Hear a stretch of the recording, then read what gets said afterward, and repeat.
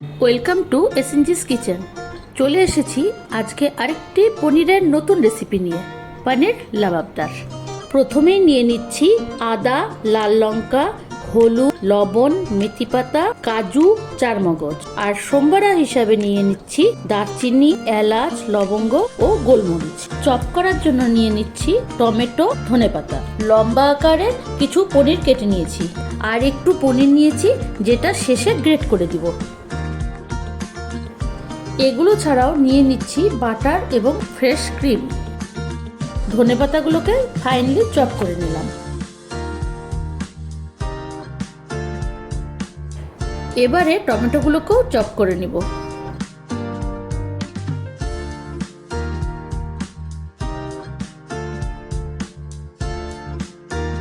রেসিপিটি বানানোর জন্য সব ইনগ্রিডিয়েন্টস আমার রেডি।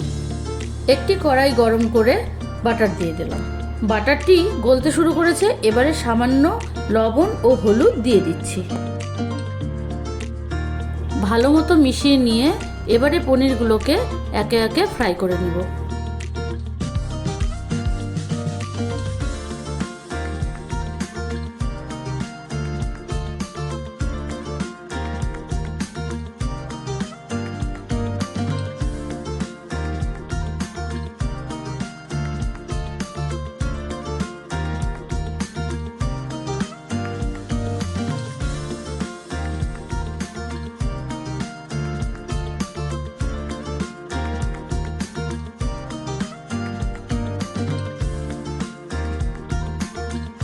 পনিরগুলো আমার ভাজা হয়ে গিয়েছে। এবার কড়াইতে একটু সরষের তেল ঢেলে দিলাম। তেল গরম হয়ে এসেছে। এবারে সম্বারাগুলো দিয়ে নাড়িয়ে নিব এবং সুন্দর গন্ধ বেরোলে আদা কুচি এবং লঙ্কাগুলোকে দিয়ে দিব।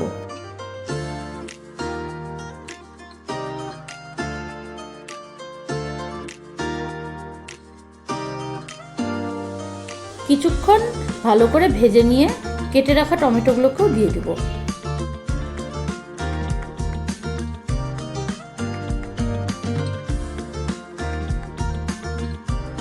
এক চামচ লবণ উপরে ছিটিয়ে দিয়ে ভালো করে নাড়িয়ে নিয়ে একটি ঢাকনা দিয়ে ঢেকে দিব।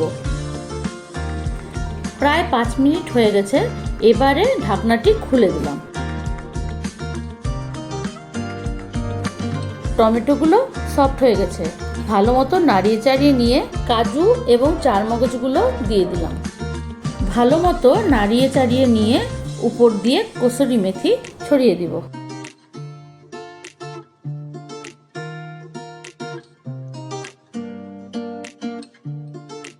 কিছুক্ষণ ভালো মতো ভেজে নিয়ে এবারে এটিকে ঠান্ডা হতে রেখে দিলাম। মিক্সচারটি ঠান্ডা হয়ে গেছে। এবারে এটিকে একটি মিক্সিং জারে ভরে নিয়ে ফাইন পেস্ট বানিয়ে নেব। একই কড়াইয়ে অল্প একটু তেল ঢেলে নিয়ে তেলটা গরম হতে দেব। তেলটা গরম হয়ে গিয়েছে। এবারে গ্রেট করে রাখা আদাটি ছড়িয়ে দিয়ে ভালো করে ভেজে নিয়ে জারের পেস্টটি ঢেলে দিব।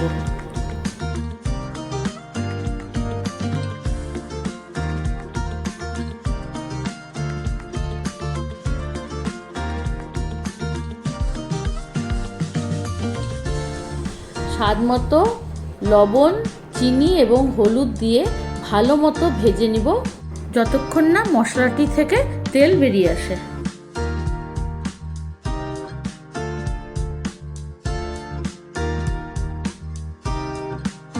দেখো মশলাটি থেকে তেল বেরিয়ে এসেছে। এবারে জারটিকে ধুয়ে সেই জলটা দিয়ে দেব।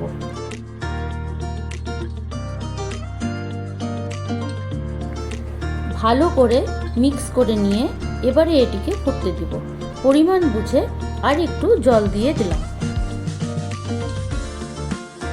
পনির লাবাবদারে কিন্তু চিনির ভাগটা একটু বেশি লাগে।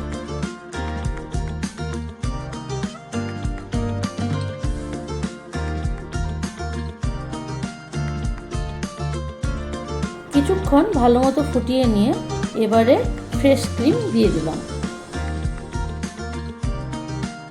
পনিরগুলোকে একে একে দিয়ে দিচ্ছি।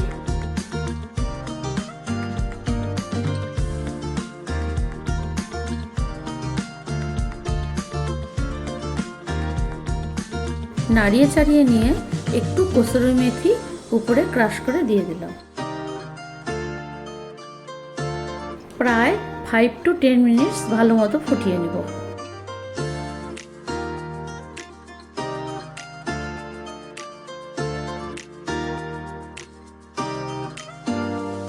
এবারে রেখে দেওয়া পনিরটা গ্রেট করে উপর দিয়ে দেব এবং ভালো করে নাড়িয়ে নেব।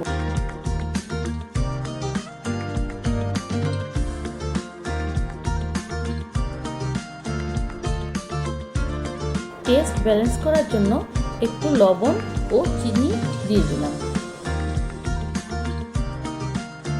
চপ করে রাখা ধনেপাতাগুলো উপর দিয়ে ছড়িয়ে দিব এবং ভালো মতো মিক্স করে নেব।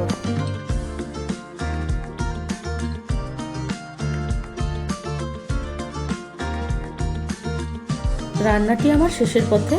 এবারে পরিমাণ মতো ঘি মিশিয়ে নামিয়ে নেব।